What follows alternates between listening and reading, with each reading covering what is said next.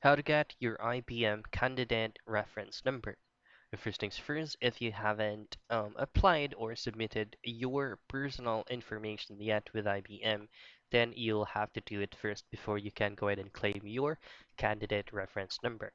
Now, access or pull up any preferred web browser that you can use and head directly to ibm.com/careers. Then here you'll have to look for a position or apply for a position for you to be able to have a reference number. Then here, go to Let's Get Started and just select an opportunity. So for example, let's choose on research and option number two, check for open jobs. Then here, you will go ahead and click on see your results.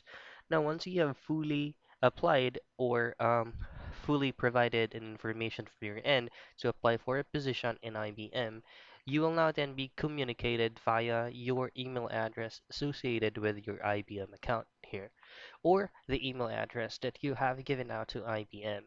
Now you will be given out your reference number once your application was fully or completely submitted with IBM.